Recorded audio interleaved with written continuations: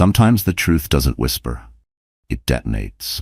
The entire Park Avenue Grand Hall fell into stunned silence as the fake pregnancy belly flew across the polished marble floor, landing with a hollow thud in front of 500 of Chicago's most powerful elite. Camera flashes erupted like lightning as Vanessa Monroe, the millionaire's mistress, stood frozen in shame, her elaborate lie exposed for all to see. But this wasn't even the most shocking moment of the evening. Just minutes earlier, Julia Whitman, 7 months pregnant and radiating with silent rage, had stepped onto that same stage to dismantle the man who thought he could throw her away, like yesterday's headlines. With federal agents closing in and her husband's empire unraveling live, Julia delivered the most brutal takedown in Chicago society history.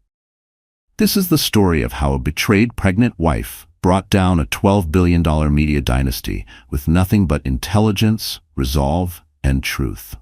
A story of justice served ice cold and karma, broadcast to millions worldwide. If you believe in stories of strong women who refuse to be broken, hit that like button and subscribe for more true tales of revenge and justice. Let's dive into this unforgettable story of betrayal and triumph. The December snow whispered softly against the floor-to-ceiling windows of the penthouse, each flake catching the warm golden glow from inside like falling diamonds. Julia Whitman stood in the nursery she'd spent months perfecting, one hand resting gently on her 7-month pregnant belly as she adjusted the delicate mobile above the oak crib. The room was a sanctuary of love and luxury. Hand-painted murals of fairy tale scenes, a crystal chandelier throwing rainbows across the ceiling, and shelves lined with the finest toys from across the globe. It was supposed to be their future, their beginning. From the living room, she heard the soft clink of ice against crystal as Carter Whitman poured his third scotch of the evening. He claimed to have just returned from an emergency board meeting. At 36, Carter commanded a $12 billion media empire, Whitman Global, with holdings that stretched from Hollywood production houses to Wall Street networks and luxury publishing. Julia had fallen for his brilliance first, then his drive, and finally, the rare tenderness he showed when no one else was watching. She remembered their wedding day 2 years earlier at the Langham Grand Ballroom, 500 guests, a towering 10-tier cake, and Carter whispering in her ear as they danced, "You're going to be the mother of legends, my love." Now at 28, Julia felt like she was living a fantasy. Their penthouse spanned 2 full floors of Chicago's most elite high-rise, complete with a private elevator, a rooftop infinity pool, and a wine cellar worth more than most people's homes. She had given up her promising architecture career at his gentle insistence, trading her hard hat and blueprints for charity luncheons, black-tie galas, and prenatal yoga classes. "The baby will need you," Carter had said, kissing her forehead, "and I need you focused on our family." She had believed every word. A sharp buzz from Carter's phone cut through the stillness of the nursery. Julia heard him answer in his usual business tone, crisp, commanding. But tonight there was something else in his voice, something softer. "I know, sweetheart," his voice drifted down the hallway. "Tomorrow night, the Langham Room, 2012. Wear that red dress I bought you." Julia's blood turned to ice. Sweetheart. Red dress. Her hands instinctively wrapped around her belly, as if shielding her unborn child from the truth she was hearing. She crept silently down the hallway, her bare feet gliding noiselessly over the Italian marble floors. Carter stood in the living room with his back to her, one hand swirling scotch in a glass, the other gripping his phone with an intimacy she recognized. It was the way he used to hold the phone when he called her in the early days of their love. "I love you too, V. Tomorrow we'll tell the world about us."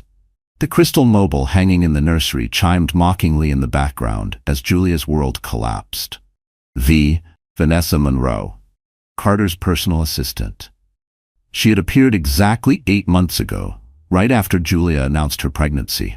Julia pictured Vanessa's flawless figure, platinum blonde hair, always perfectly styled, and those signature red-soled Louboutins tapping confidently through the Whitman Global offices. She thought of the way Vanessa's hand lingered a second too long on Carter's shoulder in meetings, the way she always found a reason to accompany him on out-of-town business trips. Julia fled to the bedroom, her heart pounding so loudly she thought it might wake the baby. She sat on the edge of their California king bed, the same bed where Carter had made love to her that very morning, whispering dreams of their shared future. The first tears slipped free, but she didn't have the luxury of falling apart. Raised by a constitutional law professor and a federal judge, Julia had graduated summa cum laude from Stanford before marrying Carter. She had been taught how to stay calm under pressure. With shaking fingers, she reached for Carter's tablet on the nightstand. She reached for Carter's iPad, carelessly left on his nightstand. His password had always been their anniversary, May 9th. Her fingers hovered above the screen. Did she really want to know? With a soft chime, the device unlocked. The evidence hit like a blow to the chest. Months of text messages filled the screen. Conversations between Carter and Vanessa. Photos of candlelit dinners at restaurants Julia had never heard of. Hotel receipts for romantic weekends in Napa Valley. The same weekends Carter had claimed he was in Los Angeles for business meetings. Her breath caught in her throat as she tapped each thread. With every image and line of text, the illusion she had built around her marriage splintered. Her chest tightened, her mouth went dry, and her pulse pounded in her ears. This wasn't just betrayal, it was premeditated erasure of her existence. But the worst were the recent messages. Julia's becoming impossible. All she does is talk about the baby. Vanessa, you're my future. When are you gonna leave her? I'm tired of hiding. Once the baby's born, I'll file for custody. A billionaire versus an unemployed pregnant woman? Easy win. And tonight? She's just sitting at home like a cow. Let her. Tomorrow at the charity gala, I'm introducing you as my partner. The whole world will know. You're mine. Julia's hands trembled so hard she nearly dropped the iPad. Partner. Tomorrow. The gala. It all made sense now. The annual Whitman Foundation benefit at Park Avenue Grand Hall, where Carter donated millions and paraded his reputation before Chicago's most powerful. Julia had planned to attend with him, to stand proudly at his side as his wife, their unborn child visible beneath her gown. Now she knew why he had insisted she stay home. You need your rest, Jules, he had said just yesterday. The gala will be loud and stressful. Think of the baby. She kept scrolling, each message another knife to her chest. Vanessa, did you transfer the money? Carter, $50 million as promised. Consider it an early wedding gift. Perfect. I've already put the down payment on the Napa estate, our home. Julia felt bile rise in her throat. 50 million. Not just a number. It was the price tag on her trust, her future, her dreams. He had sold off their child's legacy to fund another woman's fantasy. Every dollar wired to Vanessa was a piece of Julia's heart, ripped away and handed over like spare change. $50 million. Their money. The money she'd meticulously saved for their child's future. Gone. And the house in Napa, where she had dreamed of raising their family, where she had spent last summer designing the nursery, was now being bought for another woman. She heard Carter's footsteps approaching. In a panic, she shut the iPad and adjusted the pillows, trying to look casual, but her pale complexion and tear-rimmed eyes betrayed her. Jules? Carter's voice was soft, concerned, loving even, the same tone he had just used with his mistress. Are you feeling okay? You look pale. She looked up at the man she had once trusted with everything, her life, her future, her heart. His dark hair was immaculately styled, his green eyes radiating concern. His 6'2" frame was flawless in a custom Armani suit. He looked every bit the perfect husband, the ideal father to be. I'm fine, Julia whispered, her voice barely audible. Just tired. Carter sat on the edge of the bed and placed a warm hand on her belly. For a brief moment, Julia felt a flicker of hope. Maybe she'd misinterpreted things. Maybe there was still an explanation. How's our little prince doing tonight? He asked. Julia felt the baby kick at the sound of his voice. Prince? She asked, trying to keep her tone neutral. We don't know the gender yet. Carter's smile faltered for just a second. Just a feeling, he replied quickly, then added, though honestly, I hope it's a boy. Someone to carry on the Whitman name properly. The offhanded cruelty in his words hit Julia like a slap, as if she was nothing more than a vessel for his legacy. She looked at him now with new eyes, noticed how his smile no longer reached his eyes, how he glanced at his phone constantly, even in moments like these, how he spoke about their unborn child like a stock acquisition. Carter, she said, her voice steadier now, can I ask you something? Of course, sweetheart, he answered smoothly, using the same endearment he had whispered to Vanessa. Are you happy? She asked. With us? With this? She gestured to the room, the crib, her belly, the life they had built.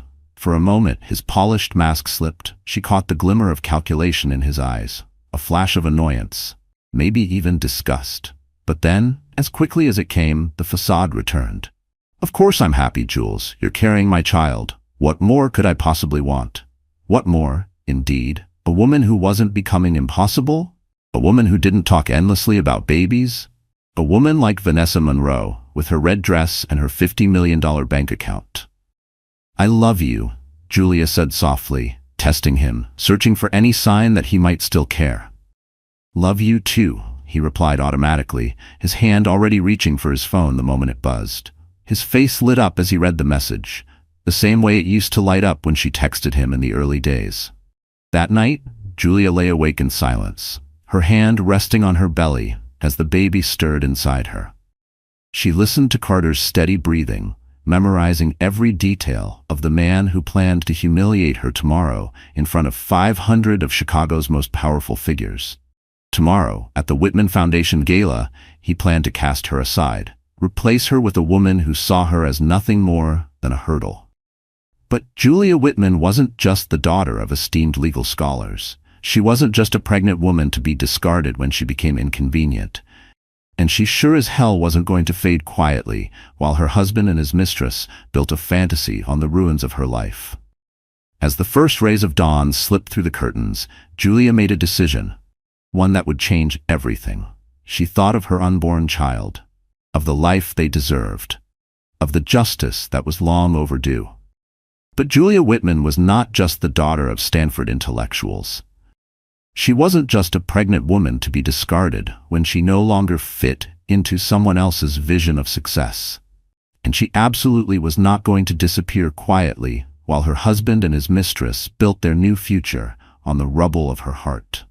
As the first light of dawn crept through the curtains, Julia made a decision, one that would alter the course of everything. She thought of her unborn child, of the life they deserved, of the justice that had to be served. Carter and Vanessa had made one fatal error. They had underestimated her. They were about to find out how costly that mistake would be. The morning after Julia's devastating discovery, Carter left early for the office, claiming he had to finalize arrangements for the gala that evening. From the bedroom window, Julia watched as he adjusted his hair in the hallway mirror, spending a little extra time perfecting his look before heading out. Once his Bentley merged into Chicago's rush-hour traffic, Julia allowed herself exactly 5 minutes. 5 minutes to cry, to grieve the death of her marriage, the collapse of her trust, the end of her dream of the perfect family. Then she wiped her tears, poured herself a cup of decaf, and got to work. Julia had always been precise, methodical, a trait that served her well in architecture, and one that would serve her even better now. She started in Carter's home office, a mahogany-paneled retreat he believed was entirely private. Using the research tactics she once honed on Stanford's competitive debate team, she began documenting everything. The first bombshell came within an hour. Buried beneath insurance paperwork and corporate contracts, she found a burner phone. The message history was sickening. The affair hadn't started when Vanessa was hired. It had been going on for over a year. They had begun planning Julia's replacement before she was even pregnant. Vanessa, the wife is starting to question our dinner meetings. Should we back off a bit? Don't worry, Julia's too trusting for her own good. Once she's pregnant, she'll be too distracted to notice anything. Vanessa, you're really going to get her pregnant just to keep her busy? It's perfect. She'll be bloated and emotional for 9 months, then too tired with the baby to focus on us. And by the time she figures it out, we'll be gone, with half the assets. Julia's hand instinctively covered her belly. Her pregnancy, the child she had prayed for, had been nothing more than a strategic distraction, a pawn, a tactic to keep her docile while Carter plotted her betrayal. But the texts revealed something even darker. Carter and Vanessa hadn't just been planning to leave her. They had been planning to destroy her. The prenup protects most of my assets, but she could still make trouble. We need to paint her as an unfit mother. How? Vanessa asked. Document everything. Carter replied. The mood swings, the tears, her erratic behavior. Make it look like postpartum depression. With the right lawyers and enough evidence, I can get full custody. She'll be lucky to get supervised visitation. And if that doesn't work? Vanessa asked again. There are other ways to deal with difficult problems, Carter said coldly. Don't worry about that. The sheer callousness in his words hit Julia like a slap. The man she had once believed would move mountains to protect her and their child was plotting to rip them apart like an inconvenient business deal. Her stomach twisted. Every word was a calculated strategy, one that saw her not as a mother, but as an obstacle. The casual cruelty in their messages, the way they plotted to tear her apart, to rip her away from her own child, made Julia physically nauseous. But she forced herself to keep going, to capture every word, every detail. If they wanted to play dirty, she would meet them prepared. With trembling hands, Julia photographed each message with her own phone. Her mind drifted back to her college years. Most people only knew Julia Whitman as the brilliant architect who married Chicago's most eligible billionaire. But few knew she had once been one of Stanford's most talented investigative researchers. She had helped expose 2 major academic fraud rings and had received recruitment offers from multiple federal agencies before choosing architecture instead. Those memories came flooding back now, not as nostalgia, but as armor. The woman Carter tried to erase was still here, smarter and more dangerous than he ever realized. Now, it was time to revive those skills. For the next 6 hours, Julia dove into the most intense investigation of her life. She found offshore account records, proof that Carter had been discreetly funneling company money into private accounts under Vanessa's name. She traced the business trips to Napa Valley, exposing them as romantic getaways charged to Whitman Global's expense account under the guise of client entertainment. But the most damning evidence? She discovered Carter had been embezzling money from the Whitman Foundation, the very nonprofit being honored that night at the gala.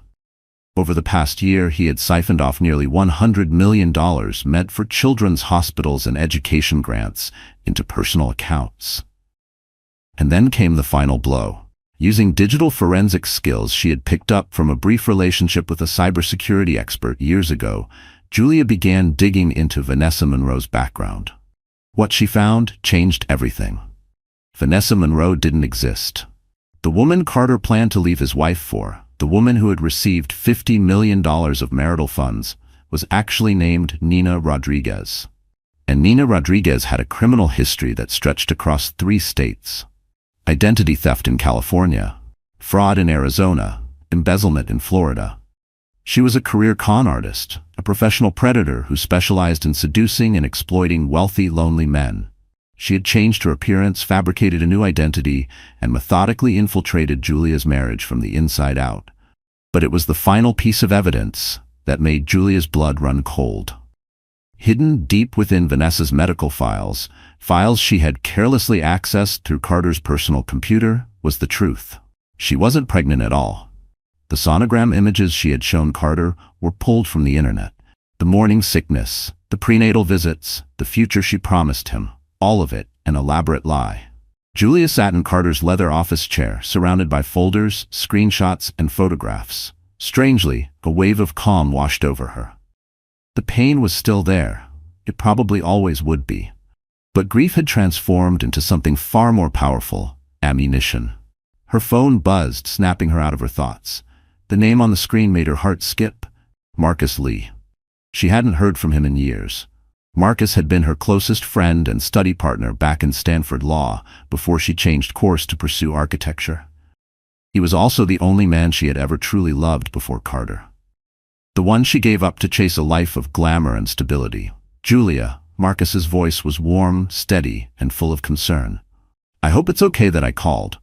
I saw the Whitman Foundation gala announcement in the Tribune, and, well, I've been hearing things about Carter. Julia's throat tightened at the sound of genuine kindness. What kind of things? She asked softly. The kind that make me worry, he said. About you. A pause. I know it's been years, but I have to ask, are you safe, Julia? Are you happy? The simple question cracked something deep inside her, and suddenly she was telling him everything. The affair, the embezzlement, The fake pregnancy, the plan to take her baby. Marcus listened in silence, the only sound on the line his quiet, steady breathing. "Jesus, Julia," he finally whispered. "You need to get out of there. Today. Now." "I can't," she said, shocked by the steadiness in her voice. "I'm not running, Marcus. I'm fighting." "What do you mean?" "Carter plans to humiliate me tonight at the gala," she said.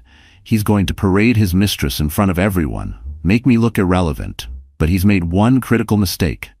"What's that?" "He has no idea who he's really married to." Julia laid out her plan, calm, methodical, strategic, and Marcus listened in stunned silence. When she finished, he didn't speak for several seconds. Marcus finally spoke. "What you're planning, it's brilliant, but it's also incredibly risky. Carter Whitman is one of the most powerful men in Chicago. If this goes sideways, you could lose everything." Julia's voice didn't waver. "Marcus, I've already lost everything. The man I loved never existed. The marriage I built my life around, a lie. The only thing I have left to lose is my self-respect, and I'm not giving that up too." The silence between them pulsed with unspoken understanding. Marcus had always known, that Julia didn't back down, not when something mattered, and nothing mattered more than the child growing inside her and the truth that had been buried beneath Carter's empire. "What do you need from me?" he asked. "Legal backup, media contacts, and a friend." "You have all three. Always." As Julia ended the call, something stirred deep in her chest, something she hadn't felt in months. Hope. Not the naive hope of reconciliation or redemption, but a grounded, powerful hope for justice, for truth, for a future where her child would know their mother stood her ground, even when the world tried to silence her. She glanced at the clock on Carter's desk. 3 p.m. The gala began at 7. She had 4 hours to prepare for the most important performance of her life. Julia Whitman was about to show Chicago's elite that behind every man who betrays his vows, there's a woman sharp enough to burn down his kingdom. The war was just beginning. Julia stood in front of her walk-in closet, her gaze fixed on the reflection in the three-way mirror. At 7 months pregnant, her body had changed dramatically from the elegant architect Carter had once pursued. Her figure was fuller, her hips wider, her breasts heavier, her belly round and undeniable. Carter hadn't looked at her with desire in months, and somewhere along the way, she'd started seeing herself through his eyes, as someone useful, but no longer desired. But the woman in the mirror tonight was different. Her eyes were clear, fierce, her posture unshaken. For the first time in a long while, she didn't see failure or weakness, she saw fire. Not tonight. Tonight she was reclaiming everything. She chose a black Chanel maternity gown she had bought months ago but never worn. It was elegant, sleek, and designed to embrace, not conceal, her pregnancy. Every stitch made a statement. "I am not ashamed. I am proud. I am powerful. I am a mother." As she dressed, Julia's phone buzzed again. Updates from Marcus. True to his promise, he had mobilized fast.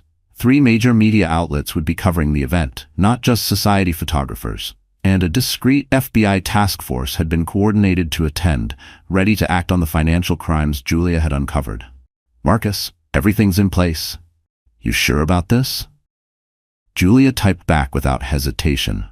"I've never been more sure of anything in my life." She turned to her jewelry box, carefully selecting each piece like armor. The diamond necklace Carter had given her on their first anniversary. The sapphire earrings from their engagement.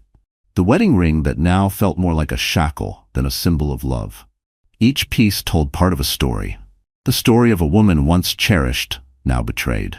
As Julia applied her makeup, her gaze settled on her handbag. Inside were 3 USB drives. Each contained digital copies of everything she had uncovered. Financial records, fraudulent transfers, text messages, and proof of Vanessa's true identity as Nina Rodriguez. One drive was for the FBI, one for the press, and the third, her insurance policy. Her phone rang. Carter's name lit up the screen. "Jules," his voice was smooth, sweet, carefully composed. "How are you feeling, sweetheart?" "I'm fine, Carter. Just getting ready for tonight." There was a pause. "Getting ready?" he repeated. "Julia, we talked about this. You need to rest. The gala's going to be too much, the noise, the people. It's not safe for you or the baby." "Actually, I feel incredible," she said lightly. "The best I've felt in months. I wouldn't miss it for the world." She could hear the panic creeping into his voice. "Julia, listen to me. This isn't a good idea. There'll be flashing cameras, music, a crowd. For someone in my condition? She asked evenly. You mean someone pregnant with your child? Someone carrying the future of Whitman Global? That's not what I meant, and you know it. Do I? Her voice stayed calm. I've had a lot on my mind lately, Carter. About our marriage, our future. There are a few things I'd like to talk about tonight. The silence on the line stretched. 20 seconds. 30. When he finally spoke again, the warmth in his tone was gone. What kind of things? Oh, just a few questions. About finances. About long-term strategy. About partnership. Nothing urgent. She smiled. We'll discuss it tonight. See you at the gala, darling. She hung up before he could respond. Julia knew what would happen next. Carter would call Vanessa, Nina, warning her. They'd scramble. They'd panic. But it was already too late. The trap had been set. The wheels were already turning. At exactly 6 p.m., the doorbell rang. She wasn't expecting anyone. Curious, she checked the monitor and immediately smiled. It was Maria Alvarez, her former assistant from the architecture firm. More than a colleague, Maria had been a friend, a trusted confidante, someone who had believed in Julia's brilliance even after her marriage had shifted her path. Maria? Julia opened the door, surprised. What are you doing here? Marcus called me, Maria said, stepping inside with purpose. He told me what's going on, Julia. I'm so sorry, Maria said, stepping fully into the foyer. I always suspected Carter was off, but I never imagined it was this bad. She handed Julia a small object, no bigger than a button. It's a hidden camera and mic, she explained. Marcus thought you might want to record whatever happens tonight, for legal protection? Julia turned the device over in her hand, marveling at how unremarkable it looked. Where did Marcus even get this? She asked. Apparently, he has some fascinating contacts. Maria said with a half smile.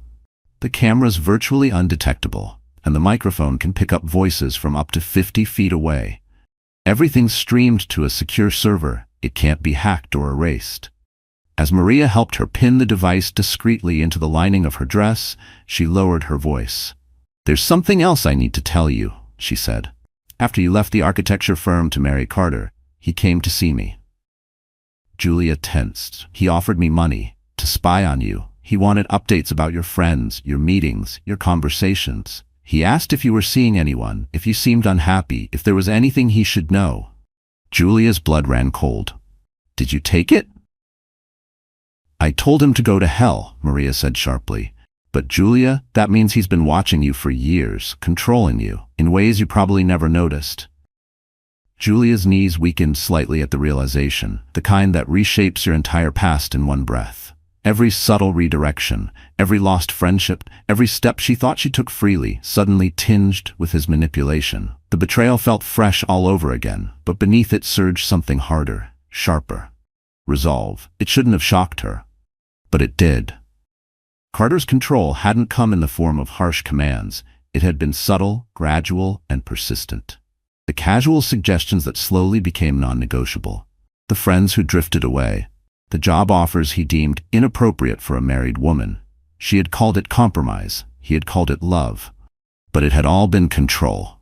Disguised in charm, masked by affection. Maria, Julia said, steadying her breath. I need you to do something for me. Anything. If something happens to me tonight, if I don't come home, or if I disappear, or if anything feels wrong, I need you to go to Detective Ramirez at the CPD. Ask him to open the safe deposit box at First National Bank, box 3372. Everything's in there. Maria's eyes widened. Julia, what are you planning? Justice, Julia said, and freedom. At 6:30 p.m. sharp, Julia's ride pulled up. Not the chauffeured Bentley Carter usually sent, but a modest black sedan arranged by Marcus. As it carried her through the snow-dusted streets of Chicago toward the Park Avenue Grand Hall, Julia felt an unfamiliar stillness settle over her. For the first time in months, the fog had cleared. She finally understood why her marriage had collapsed, why Carter had become a stranger, why she had felt like a ghost in her own life. Now everything made sense. None of it had been her fault. Julia had spent years blaming herself, wondering what she'd done wrong, why her marriage had fractured, why the man she loved had turned into a stranger. But the truth was simple. She had been living with a predator. A man who had systematically isolated her, manipulated her, and planned to discard her once she had served her purpose. But predators make one fatal mistake. They underestimate their prey. As the black sedan pulled up to the Park Avenue Grand Hall, Julia could already see the red carpet lined with photographers and news crews. The annual Whitman Foundation Gala was one of Chicago's most elite events, drawing billionaires, celebrities, politicians, and global dignitaries. Tonight, they would all bear witness to the truth. Julia glanced at her reflection one last time in the car's mirror. She looked radiant, not in spite of her pregnancy, but because of it. She looked like what she truly was, a woman of strength, resolve, and fire, a mother ready to fight for herself and her child. "Mrs. Whitman," the driver asked, "are you ready?" Julia placed a hand over her belly, feeling her baby stir. "We're ready," she said, stepping onto the red carpet. Camera flashes erupted instantly, bathing her in white light. She smiled softly, waving like the perfect billionaire's wife at another glamorous charity event. No one in the crowd could have guessed they were about to witness the most seismic scandal in Chicago society history. Julia walked through the grand glass entrance, head high, spine straight. She wasn't just entering a gala. She was walking into a reckoning. Inside, the ballroom of the Grand Hall had been transformed into a vision of opulence. Crystal chandeliers bathed the room in warm light. White silk covered every table. The centerpieces, towering arrangements of orchids and baby's breath, glowed under the soft lighting. 500 of Chicago's most powerful guests mingled in evening wear worth more than some homes. Julia arrived fashionably late, just as Carter took the stage to deliver his opening remarks. She spotted him immediately from the back of the room. He was a vision of curated perfection in a custom Tom Ford tuxedo. His dark hair glistened under the lights. His voice echoed with the confidence and charisma that had once captivated her heart. "Ladies and gentlemen," Carter's voice boomed through the sound system, "welcome to the 10th Annual Whitman Foundation Gala. Tonight we gather not only to celebrate what we've accomplished, but to commit ourselves to an even brighter future, for the children and families who depend on our work." Then she saw her. Nina, sitting front and center at the head table. Draped in a crimson Valentino gown, her blonde hair styled in a regal chignon, her belly rounded beneath flowing silk. Fake, all of it. She was playing her part to perfection, the glowing, expectant mistress, the soon-to-be Mrs. Whitman. As Carter droned on about family values and legacy giving, Julia began making her way through the crowd. Heads turned. Conversations stopped mid-sentence. The real Mrs. Whitman had arrived. She had been absent from Chicago's social scene for months. Her presence tonight was as unexpected as it was electrifying. Whispers followed her like a shadow. "Is that Julia Whitman? I thought she was on bed rest. She looks radiant, doesn't she? I heard there were issues in the marriage." Julia made her way to an empty table near the back of the ballroom, her heartbeat racing, but her face composed, calm, unreadable. From across the Grand Hall, she saw Carter spot her. Even at that distance, she noticed it, the tiniest flicker in his expression. His charming, confident smile faltered just for a second before snapping back into place. But that was all Julia needed. She had grown up playing poker with her father. She knew a tell when she saw one. Carter rushed through the rest of his opening remarks, the ease in his voice thinning slightly. The knowledge that his very pregnant wife, whom he had firmly instructed to stay home, was now seated in his audience, clearly shook him. When the polite applause finally rolled through the room, Julia watched as he leaned toward Nina, and whispered something into her ear. Vanessa's head snapped around instantly, her gaze darting across the room until it locked with Julia's. Even from a distance, Julia saw it, that unmistakable flash of panic, quickly replaced by icy defiance. Vanessa turned back to Carter, whispering rapidly, their conversation clearly strained, clearly unplanned. Julia raised her water glass in a slow, knowing toast. Let them panic. The first course arrived, seared foie gras with champagne reduction. A string quartet played Vivaldi in the background. Julia barely tasted a thing. Her mind was fixed on the USB drive, hidden in her clutch, and the tiny hidden camera sewn into her dress, capturing every expression, every word, every lie unraveling in real time. Each second that passed tightened a coil inside her chest. Rage wound around grief, grief tangled with defiance. She was sitting at the table like any other socialite, but beneath the polished calm, she was a storm-gathering force. This wasn't revenge for heartbreak. This was about reclaiming her dignity. This was about telling the truth in a room built on illusion. Around her, Chicago's elite clinked glasses and traded tips on markets and winter homes in Aspen, completely unaware that their evening was on the brink of historic scandal. During the soup course, Carter rose from the head table. He moved through the crowd with deliberate ease, the perfect image of a caring, doting husband. Julia watched him come closer, noted how quickly he had readjusted his mask. "Jules," he said with that familiar warmth, bending to kiss her cheek as society photographers snapped their cameras. "You look stunning tonight." "But sweetheart, what are you doing here? We agreed you'd stay home and rest." Julia looked up at him, eyes wide, voice soft. "Oh, Carter, I felt so much better today, and I couldn't miss your big night." She smiled sweetly and placed her hand on her belly. "I wanted our baby to be here for Daddy's important speech." His jaw clenched for just a second. But of course he smiled. "Well, I'm glad you're feeling up to it," Carter said, his tone still wrapped in a public-friendly smile. "Though perhaps you should head home after dinner. The program goes late, and—" "Actually," Julia interrupted smoothly, her voice even, graceful. "I was hoping I could say a few words tonight about the Foundation's work with children, from the perspective of an expectant mother."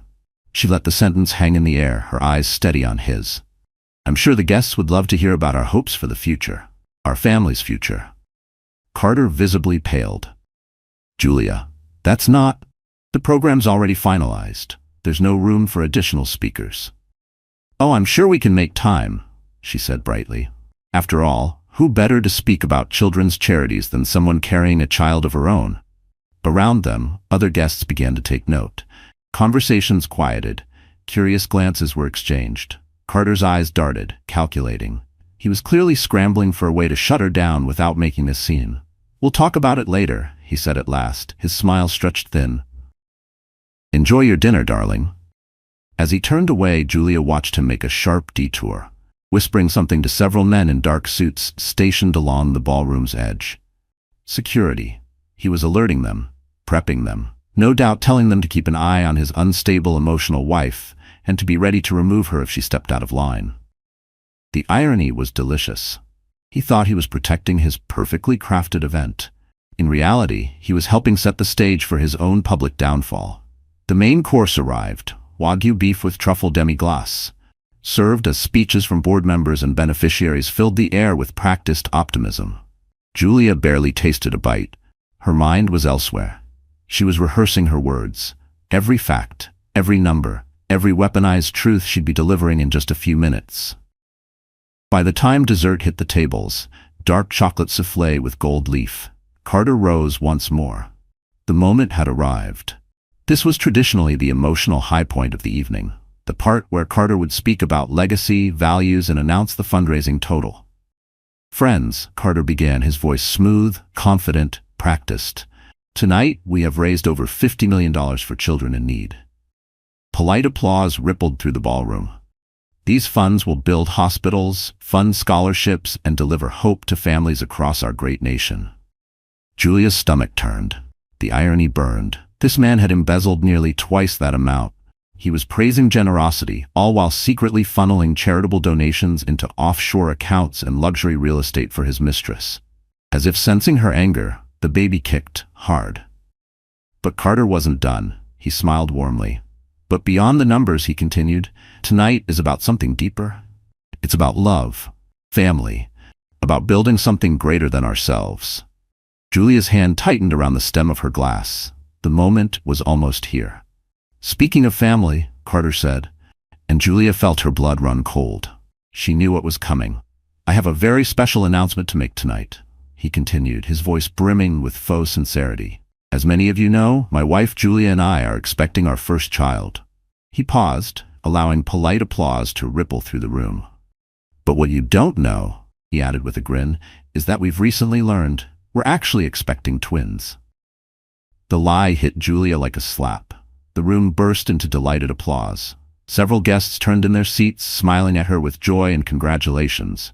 Julia sat frozen, stunned by the audacity of it all. But Carter wasn't finished. "And I'm even more thrilled to share that Julia and I have decided to expand our family in another way," he said, his tone positively saintly. "We're pleased to introduce you to someone very special, Vanessa Monroe, who will be joining our family through adoption proceedings." He gestured toward Vanessa, who stood gracefully and placed a hand over her fake pregnant belly. Gasps, more applause, smiles all around. The implication was clear. The Whitmans weren't just expecting twins, they were also adopting a child from a gracious, selfless woman in need. A perfect PR move. Julia's breath caught, her chest tightening with disbelief. This was it. Carter's master illusion. A web of lies so intricately spun it cloaked betrayal in benevolence. His affair cloaked in charity, his deceit paraded as devotion. Julia felt the chill of realization sweep over her. In a single masterstroke, Carter had reframed every piece of damning truth. Vanessa's fake pregnancy was now a noble adoption. His affair became an act of compassion. And any outburst Julia made tonight? He had already painted her as fragile, hormonal, unstable. It was brilliant, manipulative, evil. And yet what burned more than the betrayal was the applause. The room, her world, clapped for the lie, not knowing the cost. Not knowing the woman they were applauding had been betrayed, erased, rebranded. But it was also the final straw. Julia rose slowly from her seat. Her chair scraped loudly against the polished floor, drawing immediate attention. The applause died. All eyes turned toward her as she made her way to the stage, one hand resting protectively on her belly. "Actually," Julia said, her voice calm, measured, but clear enough to carry through the acoustics of the hall. "I think there are a few things about our family that need clarification." Carter went pale. Julia ascended the steps to the stage. A wave of murmurs rippled through the crowd. Guests leaned forward, intrigued. No one moved to stop her. Who was going to silence a pregnant woman at a charity gala? Julia stepped up to the podium. Carter stood frozen beside her. He couldn't drag her away without looking violent. He couldn't stop her without making headlines. "Good evening," Julia said into the microphone, her voice steady and strong. "For those who don't know me, I'm Julia Whitman. And yes, I am expecting a child with Carter." She paused, resting her hand visibly on her belly. Flashbulbs popped across the ballroom, capturing her expression, her stance, her truth. The real Mrs. Whitman had taken the mic. "However," Julia said, her voice firm yet composed, "I need to correct my husband's announcement." A hush fell over the ballroom. "We are not expecting twins." A ripple of confusion swept through the audience. "I am carrying one child," she continued, "conceived 8 months ago, during what I believed was a loving and faithful marriage." Now the silence became electric. Where was this going? "And I also need to clarify the adoption story my husband just shared." Julia's gaze swept over the room, locking briefly on Vanessa, who sat stone-faced, her hand still resting on that artificial bump. "The truth is," Julia said clearly, "Vanessa Monroe is not a brave, expectant mother we're helping through adoption. She is my husband's mistress, and she has been having an affair with him for over a year." The collective gasp from 500 stunned guests echoed like thunder. Camera flashes went wild.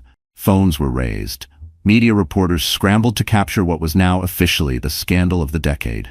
Julia took a breath and kept going. "Furthermore," she said, her voice unwavering, "the pregnancy Vanessa is displaying tonight is a complete fabrication. She is not pregnant."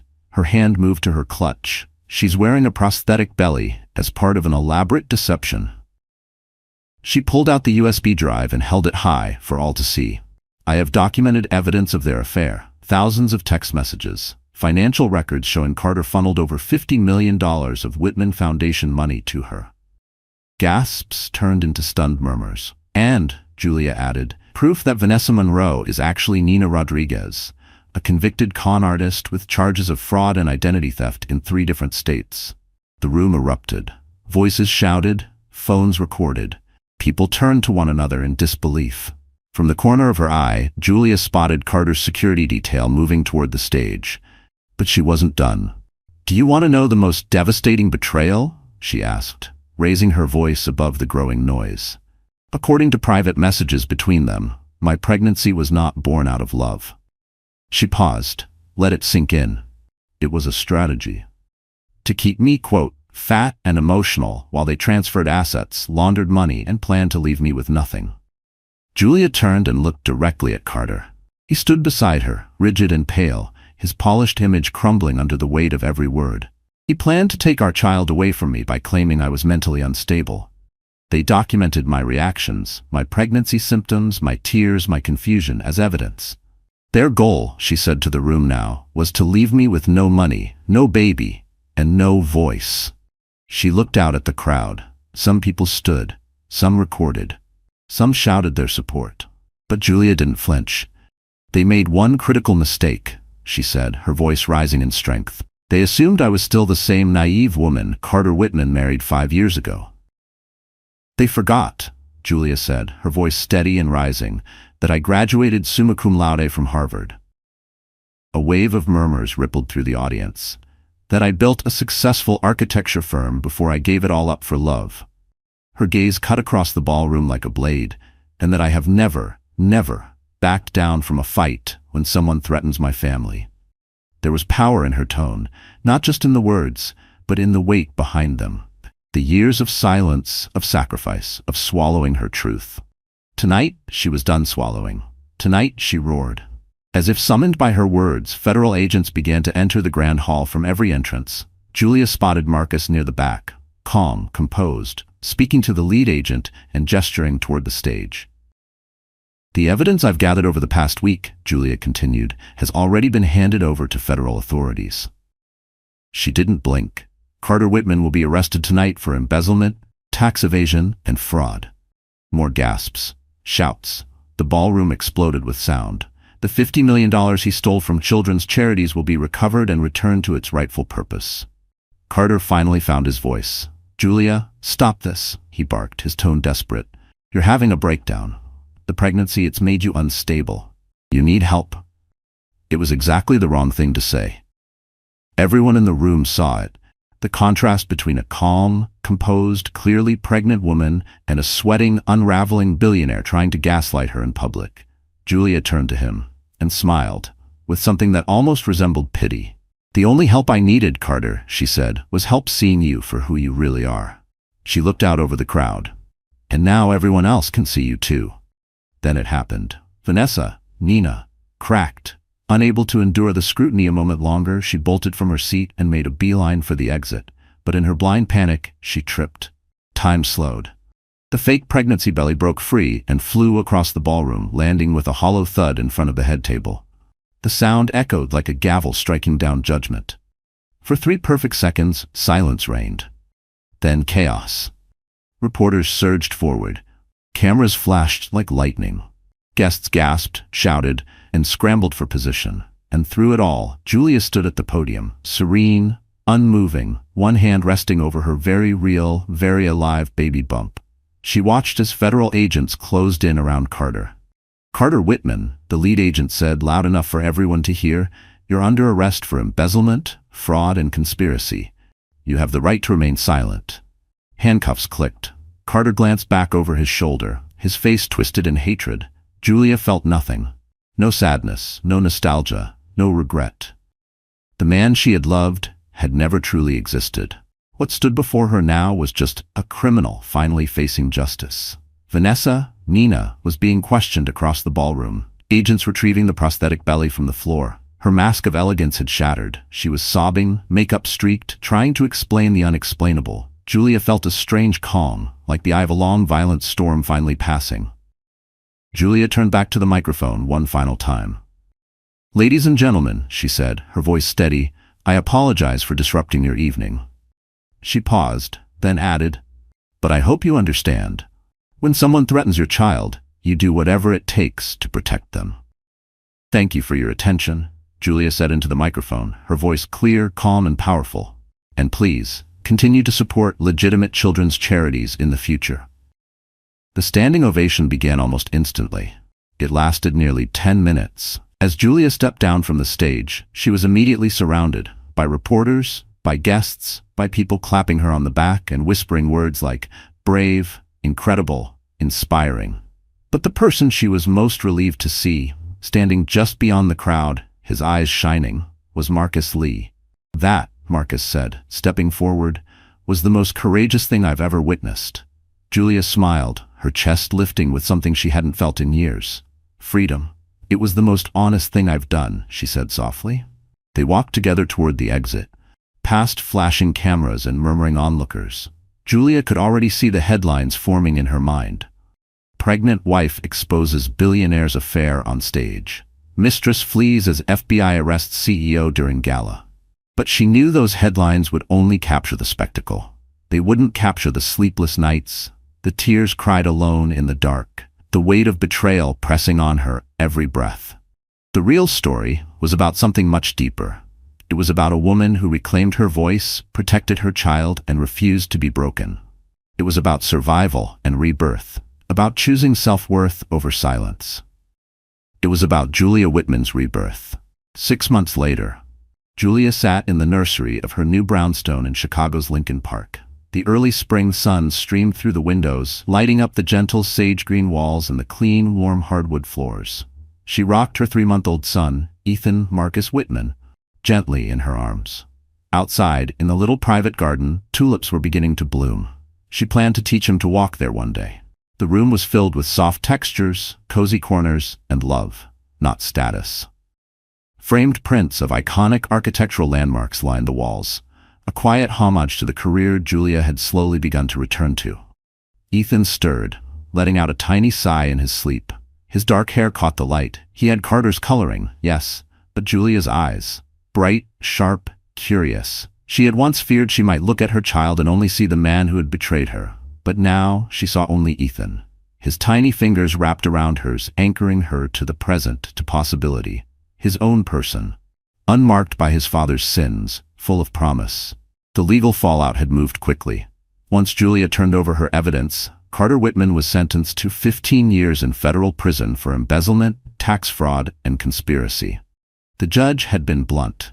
His betrayal, the judge said, wasn't just of his wife, but of thousands of vulnerable children whose futures he had gambled for personal gain. As for Vanessa Monroe, real name Nina Rodriguez, she received 5 years for conspiracy and fraud. The court ordered restitution, but most of the money had vanished into gambling debts and high-end designer shopping sprees. There wasn't much to recover. But Julia had learned something important. Justice wasn't only about punishment, it was about healing, about reclaiming what was stolen, not just the money, but dignity, voice, power. It was about restoration, about rebuilding what had once been torn apart. The Whitman Foundation had undergone a complete restructure under new leadership, with Julia now serving as a key member of its advisory board.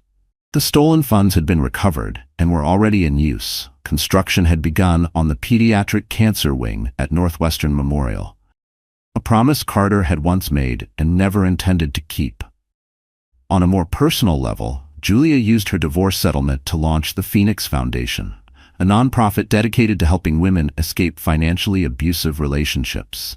The organization provided legal aid, financial literacy programs, and emergency shelter for women and children fleeing domestic abuse. "You're thinking about work again, aren't you?" Marcus said from the doorway, his voice warm.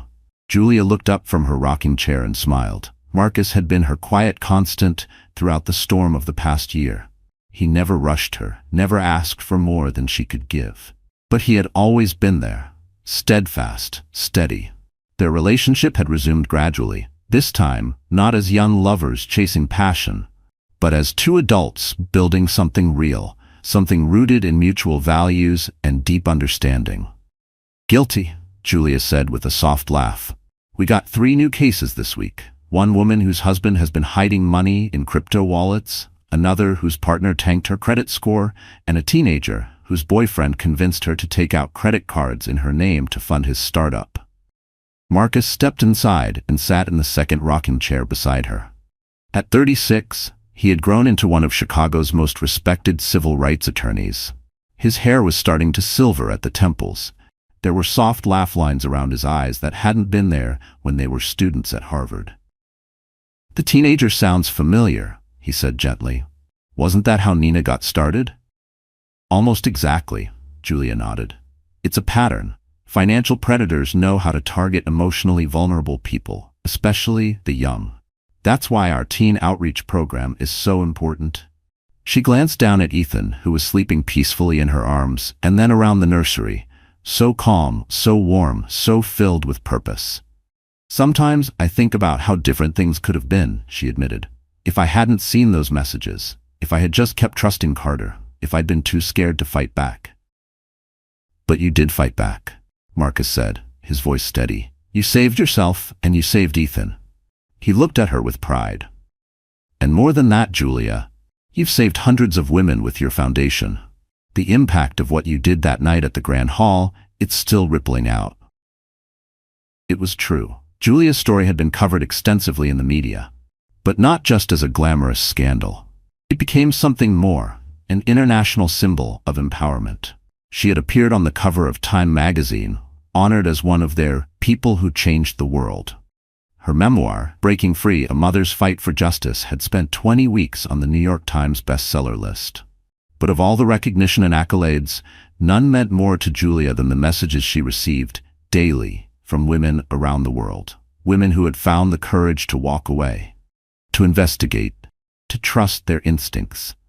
Women who had, because of her story, decided not to stay silent. "There's something I want to show you," Marcus said, stepping into the room with his phone in hand. He held it out to her. It came in this morning through the Phoenix Foundation site. Julia took the phone and read the email. From Sarah, Ohio. Subject: Thank you. Dear Mrs. Whitman, I watched your story on the news last year. It saved my life. I was married to a man who controlled every cent of our money. He told me I was too stupid to understand finances. I had to ask permission to buy groceries. After watching your interview, I started reading our bank statements. I found a secret credit card, $50,000 in debt, and an affair he'd been financing for years. I called the Phoenix Foundation's legal helpline. They connected me with an attorney. Today, I'm divorced, my assets are protected, and I'm living in my own apartment with my 2 kids. I'm working again as a nurse. And for the first time in 10 years, I feel like myself. Thank you for showing me I could fight for my future. With gratitude, Sarah, tears welled in Julia's eyes. This was why she had come forward, why she had risked public scrutiny and humiliation, why she worked 16-hour days, juggling a nonprofit and a newborn. Sarah's story wasn't rare. Marcus sat beside her. "We get emails like this every week," he said gently. "You've created something that's going to outlast all of us, Julia. You turned the worst moment of your life into a movement." Ethan began to fuss in her arms. Julia shifted her hold, rocking him gently with the rhythm that always calmed him. She looked down at him, this tiny life, this beautiful beginning, and thought of everything she was building for him. "I want him to be proud of me," she said softly, "not just of what I accomplished, but of how I handled it." Marcus reached over and took her hand. "He will be," he said. "But Julia, you should be proud of yourself too. You didn't just survive, you transformed everything around you." That afternoon, Julia received a call she had both expected and dreaded. Carter had been granted a supervised phone call and requested to speak with her. It would be their first direct conversation since the night of his arrest, over 18 months ago. Julia agreed, more out of curiosity than anything. What could he possibly say now? When his voice came through the line, she barely recognized it. Gone was the commanding presence, the polished charm that had once captivated her. He sounded older, worn down, hollow. "Julia," he said softly, "I know I don't have the right to call. I don't have the right to ask anything of you. But I needed you to know that I understand now what I lost." She said nothing, letting the silence press in. "I've had a lot of time to think about what I did to you, to our family, to the children who trusted the foundation. I can't undo any of it. But I am sorry. Not because I got caught, not because I'm in prison, but because I destroyed the best person I ever knew." Julia finally spoke, her voice measured. "What do you want from me, Carter? I want to know about our son. Is he healthy? Is he happy? Does he look like you? And is there any chance that someday when I'm out, I might be a part of his life?" Julia looked across the room at Ethan, sleeping soundly in his crib, his small chest rising and falling, his world safe and untouched by this conversation. "Our son's name is Ethan Marcus Whitman," she said. "He's healthy, he's beautiful, and when he's old enough, he'll know the truth about his biological father." She paused, then continued firmly. If one day Ethan decides he wants to know you, I won't stand in his way. But Carter, let me be clear, you will never be his father. A father protects, he sacrifices, he puts someone else's needs above his own. You didn't do that. You chose power. You chose deception. You chose to be a donor. Marcus chose to be a father. The line was silent. Finally, Carter asked, "Is Marcus? Are you too?" "That's not your concern anymore," Julia said without emotion. "Your concern should be becoming the kind of man who's worthy of forgiveness. Not from me, not from Ethan, but from yourself." The call ended. Julia sat quietly in her living room, the hum of the city outside barely audible above Ethan's soft breathing. She felt no satisfaction in Carter's pain, but she felt no pity either. Some bridges, once burned, were never meant to be rebuilt. That evening, Marcus came over for dinner, a routine they'd developed in the months since Ethan was born. As they cooked together in Julia's cozy, light-filled kitchen, she told him about Carter's call. "How do you feel about it?" Marcus asked, chopping red bell peppers while Julia stirred the marinara on the stove. "Neutral," Julia said, surprised by the honesty of her answer. "I don't hate him anymore, Marcus. I don't love him. I don't forgive him, but I don't hate him either." She paused, considering her words. "He's just irrelevant to my life now." Marcus nodded. "That's probably the healthiest thing you could feel." "And what about Ethan?" he asked gently. "How will you handle that as he gets older?" Julia had been thinking about that for a long time. "I'll tell him the truth, in ways he can understand, that his biological father made serious mistakes, that he hurt people, including me, that sometimes the people we love let us down. But that doesn't define us. It doesn't define him. I'll teach him that the people who choose to love us, the ones who show up, who stand by us like you, matter more than DNA ever could." Marcus stopped chopping. He turned and looked at her, really looked at her, with an expression of deep, unwavering love. "Julia," he said softly, "there's something I've been wanting to ask you." He reached into his pocket, pulled out a small velvet box, and dropped to one knee right there, on the warm kitchen tile, surrounded by the scent of garlic and basil, the sound of baby Ethan gurgling in his bouncer nearby. "Julia Whitman," he said, voice steady, "will you marry me? Not because you need me, not because you need anyone, but because we choose each other, because we want to build something new, based on respect, equality, and love." Julia looked down at the ring, a simple, stunning sapphire encircled by delicate diamonds. It was nothing like the over-the-top, gaudy engagement ring Carter had once given her. This ring was elegant. It had been chosen for her, not for display. It reflected a love that had seen her fully and chosen her anyway. Tears filled her eyes. "Yes," she whispered. "Yes, Marcus, I choose you too." As he slipped the ring onto her finger, Julia felt something shift inside her, not about being proposed to or about being chosen, but about choosing herself, her truth, her future. She had fought for her life, she had protected her child, and now she was ready to build again. 1 year later, Julia and Marcus were married in a small, intimate ceremony in the garden behind her brownstone. Ethan, now walking and babbling nonstop, served as ring-bearer, guided adorably down the aisle by Julia's younger sister. The air was filled with laughter, joy, and the quiet strength of two people who had been through fire and chosen to rise together. The guest list was small: close friends, family, and several women whose lives had been transformed by the Horizon Project's outreach. As Julia walked down an aisle lined with daisies she had planted herself, she thought about the winding road that had brought her to this moment. The woman who had married Carter Whitman 5 years earlier had been seeking security, social status, and the kind of validation that came from being chosen by a man everyone admired. But the woman marrying Marcus Lee today? She needed none of that. She had created her own security, earned her own status, and validated herself through courage, conviction, and resilience. She was choosing Marcus not out of fear or desperation, but from strength, clarity, and love. In her vows, Julia spoke of second chances, of knowing the difference between settling and choosing, of what it meant to build a partnership grounded in mutual respect, not hierarchy.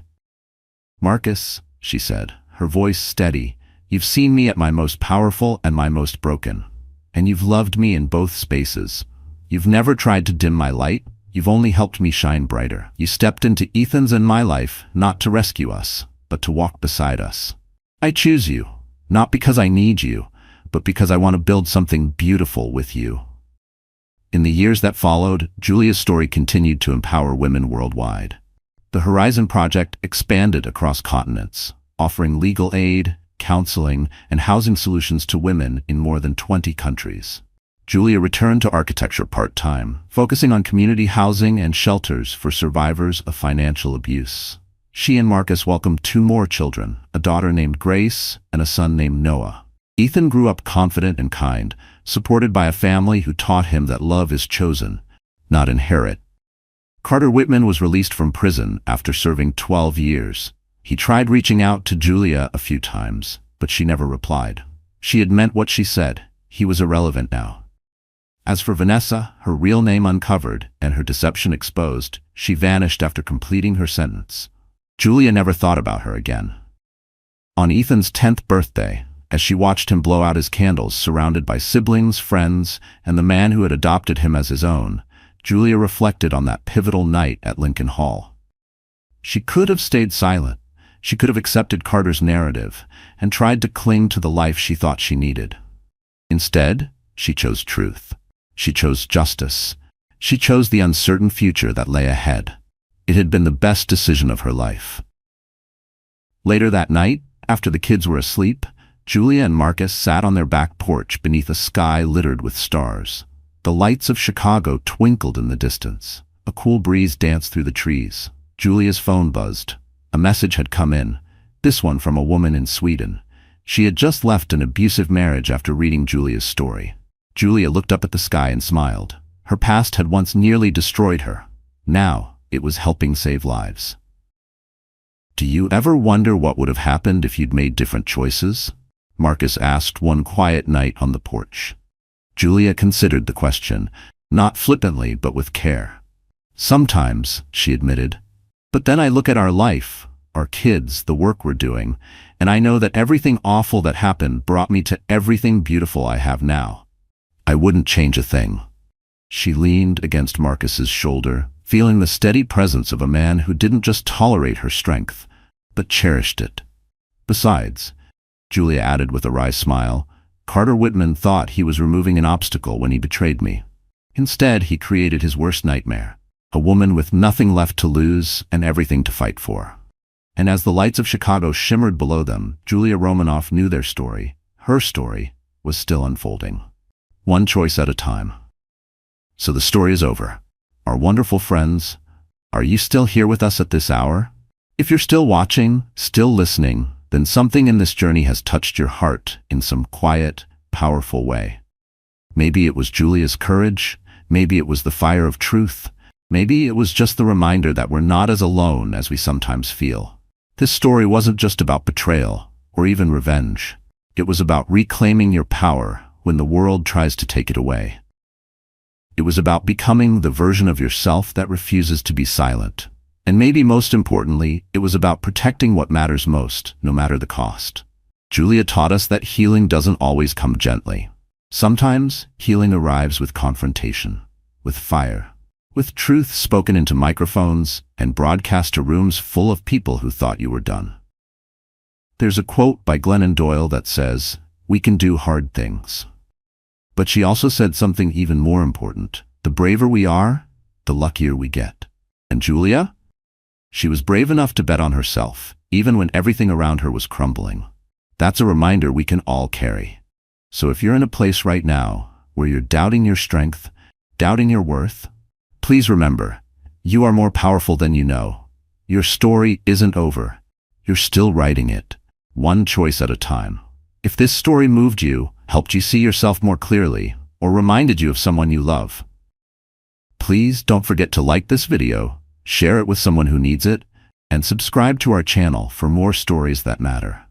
Because the world doesn't just need more noise, it needs more truth, more healing, and more of you. We'll see you in the next story.